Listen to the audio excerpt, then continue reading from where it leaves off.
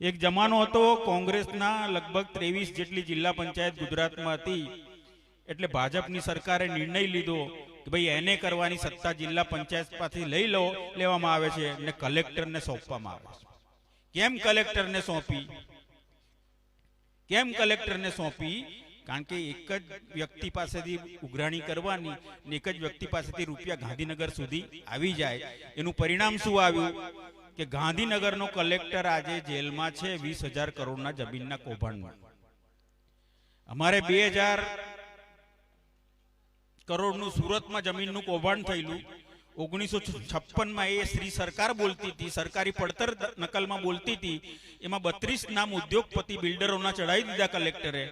મેં 20 મે કાગળ લખ્યો, 20 મે મેં કાગળ લખ્યો મુખ્યમંત્રીને કે આ સરકારી જમીનનો ખોટી રીતે નામો ચડાવી દેવામાં આવ્યા છે।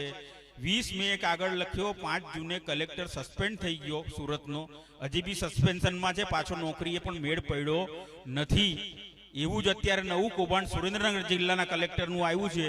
સુરેન્દ્રનગર જિલ્લાના કલેક્ટરનું 1500 કરોડનું કૌભાંડ આવ્યું છે। 1500 કરોડમાં સામેલ કોણ? તો કલેક્ટર, કલેક્ટરનો પીએ ને નાયબ મામલતદાર। હવે નાયબ મામલતદારને ત્યાં તમે વિચાર કરો કે ઉદ્યોગપતિએ ફરિયાદ ક્યાં કરી? દિલ્હીમાં કરી, ઈડીમાં। કેમ?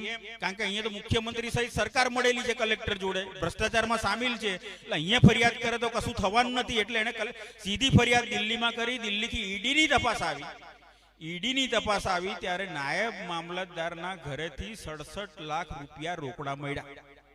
વિચાર કરો કે નાયબ મામલતદારના ઘરે 67 લાખ રોકડા હોય તો કલેક્ટરના ઘરે કેટલા ગયા હશે? મહેસૂલ મંત્રીને ત્યાં કેટલા ગયા હશે? ગાંધીનગર કેટલા પહોંચ્યા હશે? અને કમલમમાં કેટલા પહોંચ્યા હશે? એ હિસાબ તમે માંડજો। પણ આ બધા કલેક્ટરો સસ્પેન્ડ થઈ જાય છે।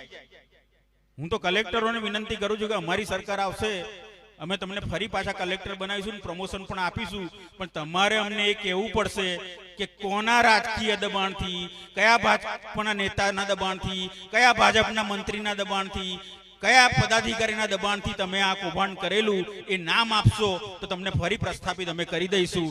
કારણ કે આમાં કલેક્ટર હોય કે નાયબ મામલતદાર હોય એનો ભાગ તો 10% જ છે, બાકીના 90% તો ગાંધીનગર સુધી પહોંચે છે। એવી આ ભ્રષ્ટાચારી સિસ્ટમ અહીંયા ચાલુ કરીશ।